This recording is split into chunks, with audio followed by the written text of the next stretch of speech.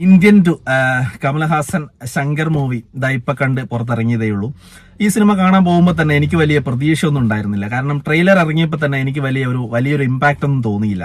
നമ്മളെ കോരിത്തെറിപ്പിക്കുന്ന അങ്ങനത്തെ കാര്യങ്ങളൊന്നും ട്രെയിലറിൽ ഉണ്ടായിരുന്നില്ല. വളരെ ബോറായിട്ടാണ് എനിക്ക് തോന്നിയത്. അതുകൊണ്ട് തന്നെ വളരെ പ്രതീക്ഷയൊന്നും ഇല്ലാതെയാണ് തിയേറ്ററിൽ പോയത്. പക്ഷെ ഇതൊരു ശങ്കർ മൂവിയാണല്ലോ, അതുകൊണ്ട് തന്നെ നമുക്ക് തിയേറ്ററിൽ നിന്ന് എന്തെങ്കിലും അത്ഭുതങ്ങൾ കാണാൻ കഴിയും എന്നുള്ള ഒരു ചെറിയൊരു എന്റെ മനസ്സിലുണ്ടായിരുന്നു കാണാൻ പോകുമ്പോൾ. പക്ഷെ അങ്ങനെ വലിയൊരു പ്രതീക്ഷയൊന്നും ഇല്ലാതെ കൊണ്ട് തന്നെ എനിക്ക് വലിയ നിരാശയൊന്നുമില്ല.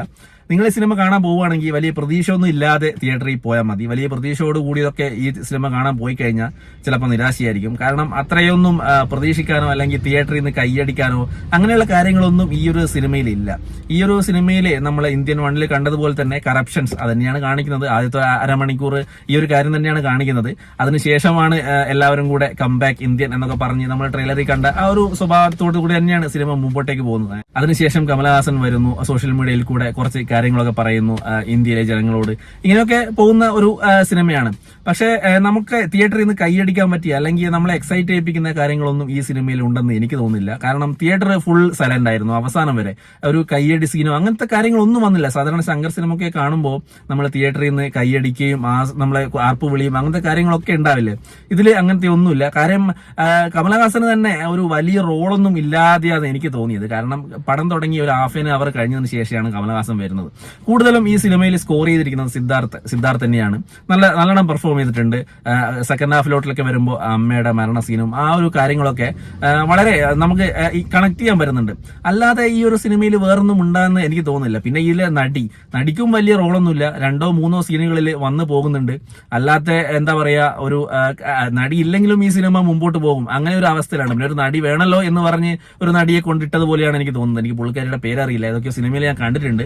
പിന്നെ ഇതിൽ നമുക്ക് ഏറ്റവും കോമഡി ആയിട്ട് തോന്നുന്നത് ഇതിലെ പോലീസുകാരാണ്. പോലീസുകാർക്ക് തന്നെ അറിയില്ല അവരെന്താ ചെയ്യുന്നതെന്ന്. ഇതിൽ CBI ഓഫീസറായിട്ട് വരുന്നത് ബോബി സിൻഹ, അതായത് നെടുമുടി വേണുവിന്റെ മകനായിട്ട്. നെടുമുടി വേണു AI ആയി ചെയ്തിരിക്കുന്നത്. കാരണം നമുക്ക് അത് ഫീൽ ചെയ്യുന്നൊന്നുമില്ല കേട്ടോ, AI ആണ് അല്ലെങ്കിൽ നമ്മൾ ഈ ഒരു ടെക്നോളജി ഉപയോഗിച്ച് അങ്ങനെ ഒരു ക്യാരക്ടർ ചെയ്തപ്പോൾ ബോറായിരിക്കും എന്നാണ് ഞാൻ കരുതിയത്. പക്ഷെ ഒട്ടും ബോറല്ലാത്ത രീതിയിൽ ആ ഒരു സ്ക്രീൻ പ്രസന്റ് അവർ ചെയ്തിട്ടുണ്ട്. കാരണം നമുക്ക് തോന്നില്ല അതൊരു AI ആണെന്ന്. ശരിക്കും നെടുമുടി വേണു അഭിനയിക്കുന്ന പോലെ തന്നെയാണ് അതിൽ അഭിനയിച്ചിരിക്കുന്നത്. സംസാരം, ബോഡി ലാംഗ്വേജ് എല്ലാം തന്നെ. അതിന് ഒരു വലിയ കയ്യടി എന്തായാലും കൊടുത്തേ പറ്റൂ. കാരണം അത് അത്രയ്ക്ക് പെർഫെക്റ്റ് ആയിട്ടാണ് ചെയ്തിരിക്കുന്നത്. നെടുമുടി വേണുവിന്റെ മകനായിട്ടാണ് ഈ ബോബി സിൻഹ വരുന്നത്, ഒരു പോലീസ് CBI ഓഫീസറായിട്ട്. അപ്പോൾ അങ്ങനത്തെ കുറച്ച് കാര്യങ്ങളൊക്കെയാണ് ഇതിൽ മുമ്പോട്ട് പോകുന്നത്. പിന്നെ ബോബി സിൻഹ ചെയ്ത ഈ CBI ഓഫീസർക്ക് അത്ര വലിയ എന്താ പറയാ ഇമ്പോർട്ടൻസോ അല്ലെങ്കിൽ അവർക്ക് തന്നെ അറിയില്ല അവരെന്താ ചെയ്യുന്നതെന്ന്. ബോബി സിൻഹയുടെ കൂടെ വിവേക് ഉണ്ട്, എന്തൊക്കെയോ നമുക്കെന്താ ഒരു പ്രേക്ഷകരുമായിട്ട് കണക്ട് ചെയ്യാൻ പറ്റാത്ത ഒരു സിനിമ. അവസാനം എന്താ ഒരു ക്ലൈമാക്സിലോട്ട് കൊണ്ട് അവരെ എത്തിക്കുന്നുണ്ട്, ഒരു ഇന്ത്യൻ 3 എന്നൊക്കെ പറഞ്ഞ്. പക്ഷെ അതൊന്നും നമുക്ക് എന്താ പറയാ തിയേറ്ററിൽ നിന്ന് കൈയടിക്കാനോ നമുക്ക് ആസ്വദിക്കാൻ കഴിയുന്നില്ല. തിയേറ്ററിൽ നിന്ന് ആ സിനിമ കണ്ട് പുറത്തിറങ്ങുമ്പോൾ നമുക്ക് ഇത് കൊള്ളാം എന്ന് എന്റെ മനസ്സിൽ എനിക്ക് തോന്നുന്നില്ല. കാരണം അത്രയ്ക്കൊരു നമ്മൾ പ്രേക്ഷകരായിട്ട് കണക്ട് ചെയ്യാത്ത ഒരു സിനിമയാണ്. ഒരു തട്ടിക്കൂട്ട് പടം അങ്ങനെയാണ് എനിക്ക് തോന്നിയത്.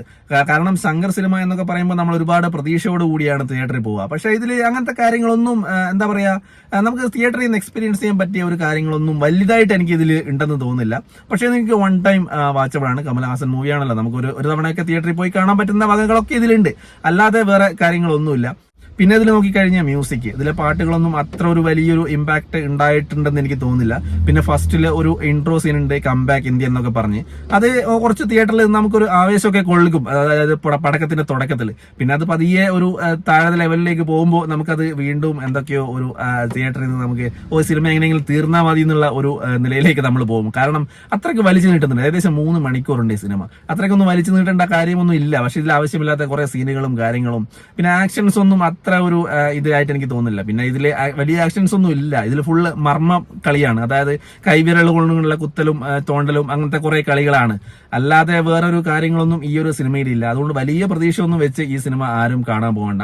അതുകൊണ്ട് തന്നെ ഒരു വലിയൊരു പ്രതീക്ഷ ഒന്നും വെച്ച് ആരും ഈ സിനിമ കാണാൻ പോകണ്ട. ഒരു ഏവറേജ് അല്ലെങ്കിൽ ഒരു ബിലോ ഏവറേജിൽ നിൽക്കുന്ന ഒരു സിനിമയാണ്. ഒരു വൺ ടൈം വാച്ചബിൾ, അത്രയേ ഉള്ളൂ. അല്ലാതെ വേറെ കാര്യങ്ങളൊന്നുമില്ല. എന്തായാലും നിങ്ങൾ സിനിമ കണ്ടതിന് ശേഷം നിങ്ങളുടെ അഭിപ്രായം എന്തായാലും താഴെ കമന്റ് ചെയ്യാം.